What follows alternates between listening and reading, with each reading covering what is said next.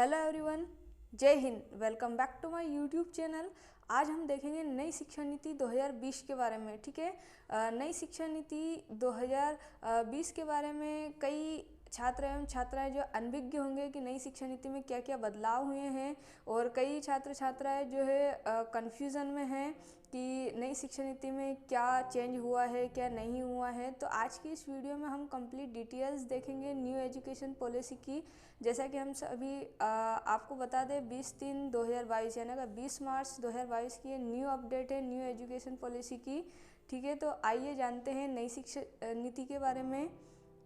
इससे पहले फ्रेंड्स, अगर आप हमारे यूट्यूब चैनल पर नए हैं सो प्लीज़ चैनल को जल्दी से सब्सक्राइब कर लें और न्यू वीडियो अपडेट्स के लिए बेल आइकन को प्रेस जरूर करें। दोस्तों, नई शिक्षा नीति को केंद्रीय कैबिनेट की मंजूरी जो है मिल गई है, और बहुत ही अच्छी खुशखबरी है सभी बच्चों के लिए कि 10वीं क्लास जो बोर्ड हुआ करती थी वो अब बोर्ड नहीं होगी। ठीक है, 10th क्लास जो बोर्ड हुआ करती थी वो अब ख़त्म कर दी गई है, और एमफिल होगा। एमफिल भी बंद कर दिया गया है। एमफिल क्या होता है, यहाँ पर हम आपको बता दें, एमफिल कॉलेज में पढ़ाने के लिए एक डिग्री होती थी जिसको पोस्ट ग्रेजुएशन के बाद किया करते थे। ठीक है, अब एमफिल नहीं होगा, डायरेक्ट जो है आप पीएचडी कर सकते हैं एमफिल की जगह पर। ठीक है, तो हम जो है यहाँ पर देखेंगे डिटेल्स। माननीय मंत्री एवं शिक्षा विभाग भारत सरकार द्वारा प्रस्तावित नई शिक्षा नीति 2020 को आज यानी का 20 मार्च 2022 को केंद्रीय कैबिनेट ने अपनी स्वीकृति प्रदान कर दी है। आज केंद्रीय सरकार की कैबिनेट की स्वीकृति के बाद 36 साल बाद कब चेंज हुआ है शिक्षा में हमारे देश में जो है नई शिक्षा नीति लागू हुई है 36 साल बाद। इससे पहले शिक्षा में जो बदलाव आए थे वो 36 साल पहले आए थे। ठीक है, और अब जाके 36 साल बाद शिक्षा में परिवर्तन किया है भारत सरकार ने।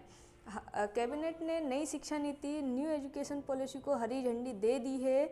प्रस्ताव पारित हो चुका है यहाँ पर न्यू एजुकेशन पॉलिसी का, और 34 साल बाद शिक्षा नीति में बदलाव किया गया है। नई शिक्षा नीति को उल्लेखनीय बातें सरल तरीके की इस प्रकार है, हम समझेंगे यहाँ पर। अगर आपके मन में कोई डाउट हो, कन्फ्यूज़न हो, तो आप जो है कमेंट सेक्शन में कमेंट्स करके भी पूछ सकते हैं। बाकी हम यहाँ पर आपको समझा रहे हैं। 5 ईयर फंडामेंटल, इसका फार्मूला है 5+3+3+4। ये क्या है यहाँ पर हम देखते हैं।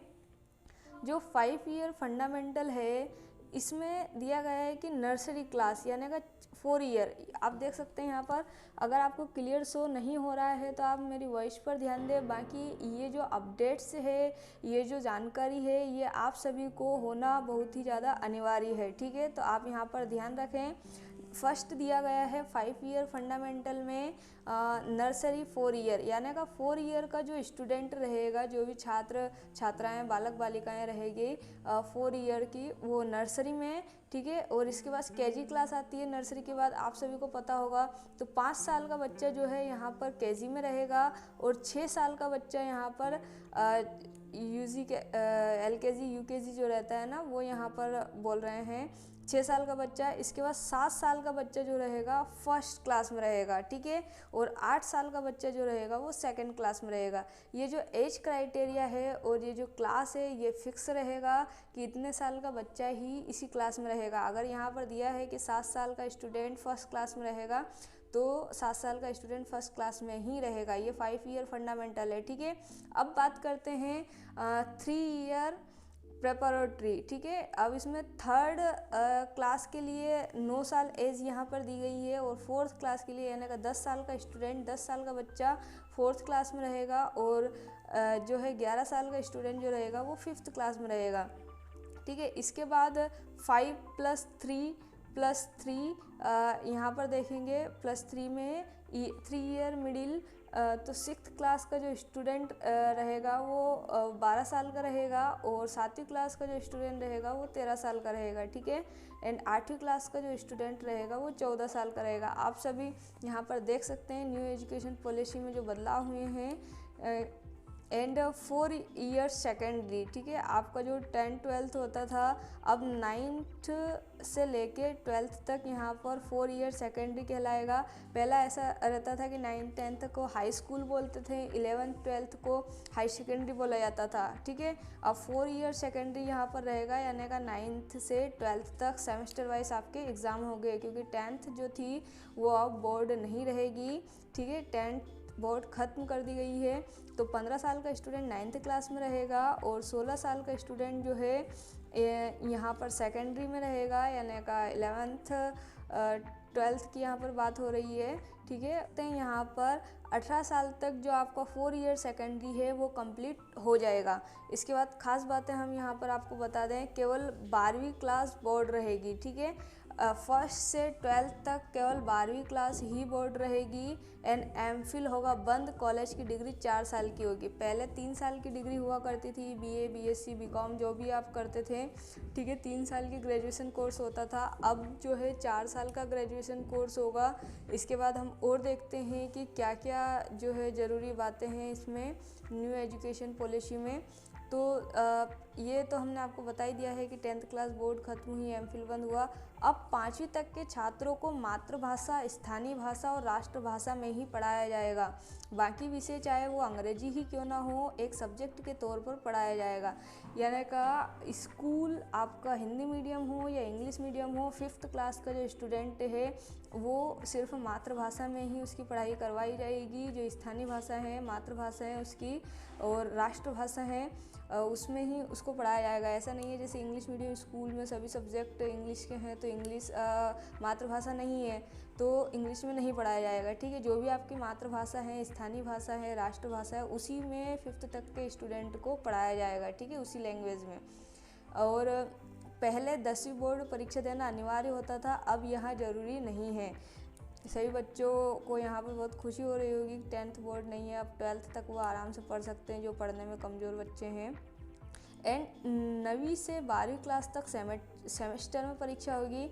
स्कूल शिक्षा को 5+3+3+4 के फॉर्मूला के तहत पढ़ाया जाएगा। जैसा कि हमने आपको यहाँ पर बताया था, 5 ईयर फंडामेंटल्स, ठीक है, 3 ईयर मिडिल, ये सारी चीज़ें।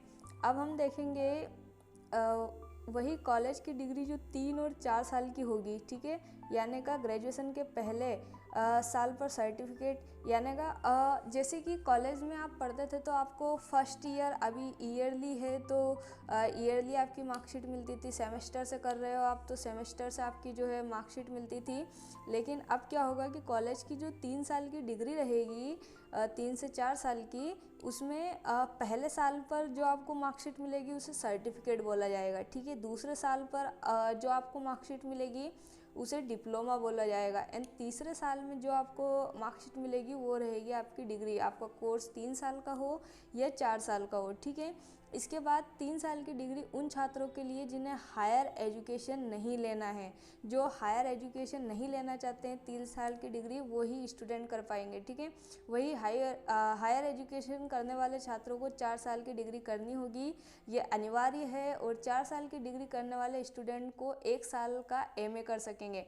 पहले जो MA, MSc, post graduation course होता था जिसको हम ग्रेजुएशन के बात करते थे, ये 2 साल के होते थे, इनको अब 1 साल ये जो है 1 साल का हो गया है, ठीक है। पोस्ट ग्रेजुएशन यहाँ पर जो भी स्टूडेंट 4 साल का डिग्री या डिप्लोमा कोर्स करेंगे वो पोस्ट ग्रेजुएशन जो है 1 साल का यहाँ पर उनका रहेगा। और एमए के छात्र आप सीधे पीएचडी कर सकेंगे। आपको पहले क्या होता था, पोस्ट ग्रेजुएशन के बाद एमफिल करना रहता था, अब यह अनिवार्य नहीं है। आपके सब्जेक्ट के अकॉर्डिंग आप यहाँ पर डायरेक्ट पीएचडी कर सकते हैं पोस्ट ग्रेजुएशन के बाद, ठीक है। अब यहाँ पर हम देखेंगे कि स्टूडेंट बीच में कर सकेंगे दूसरे कोर्स। अगर आप पढ़ाई कर रहे हैं, कोई दूसरा कोर्स कर रहे हैं, ठीक है, और आपको मन कोई और कोर्स करने का हुआ तो यहाँ पर स्टूडेंट बीच में कर सकेंगे दूसरे कोर्स। हायर एजुकेशन में 2035 तक ग्रॉस इनरोलमेंट रेशियो 50% हो जाएगा। वही नई शिक्षा नीति के तहत कोई छात्र एक कोर्स के बीच में अगर कोई दूसरा कोर्स करना चाहे तो पहले कोर्स की सीमित समय के लिए ब्रेक लेकर वो दूसरा कोर्स कर सकता है। अभी यह पॉसिबल नहीं है, लेकिन जो है नई शिक्षा नीति अब लागू हो चुकी है तो यह पॉसिबल है कि आप कोई सा भी कोर्स कर रहे हों, फिर आपको अगर दूसरा कोर्स करना है तो आप पहले वाले कोर्स से ब्रेक लेकर दूसरा कोर्स कर सकते हैं, ठीक है। अब देखते हैं हम यहाँ पर हायर एजुकेशन में भी कई सुधार किए गए हैं। सुधारों में graded, academic, administrative, financial, autonomy आदि शामिल है। इसके अलावा क्षेत्रीय भाषाओं में ई कोर्स भी शुरू किए जाएंगे। आजकल जो है ई कोर्स का बहुत ज़्यादा प्रचलन है वर्तमान में, जिसमें वर्चुअल लैब्स विकसित किए जाएंगे। एक नेशनल एजुकेशनल साइंटिफिक फोरम शुरू किया जाएगा। हम आपको बता दें कि देश में 45,000 कॉलेज हैं, ठीक है। कितने कॉलेज हैं देश में? 45,000। और सरकारी, निजी, डीम्ड सभी संस्थानों के लिए होंगे समान नियम। अब ऐसा नहीं है कि कोई प्राइवेट कॉलेज के अलग रूल्स हैं या फिर गवर्नमेंट कॉलेज के अलग रूल्स है। आप किसी भी कॉलेज में पढ़ रहे हो, वह गवर्नमेंट हो या प्राइवेट हो या कोई सी भी संस्था हो, अर्धशासकीय हो, सभी के जो नियम रहेंगे शिक्षा से जुड़े हुए सभी नियम समान रहेंगे, ठीक है, सभी कॉलेज में। सो फ्रेंड्स, ये था न्यू एजुकेशन पॉलिसी के जो कैबिनेट ने मंजूरी दी है, तो उसके बारे में हमने आपको डिटेल्स बताई है कि नई शिक्षा नीति में क्या क्या बदलाव हुए हैं। आई होप आपको ये वीडियो समझ आया होगा, हमारी इन्फॉर्मेशन आपको समझ आई होगी। सो आप वीडियो को लाइक कीजिए। कोई डाउट हो अभी भी आपका तो आप कमेंट सेक्शन में कमेंट करके हमसे पूछ सकते हैं। आप हमें अदर सोशल मीडिया प्लेटफॉर्म पर भी जुड़ सकते हैं हमसे। आप हमें इंस्टाग्राम पर फॉलो कर सकते हैं। हमारी इंस्टाग्राम आईडी की लिंक हम आपको इस वीडियो के डिस्क्रिप्शन में दे देंगे। ICC फिजिकल एजुकेशन के नाम से आप सर्च भी कर सकते हैं, ठीक है। ओके फ्रेंड्स, तो थैंक यू सो मच। मिलते हैं नेक्स्ट वीडियो में।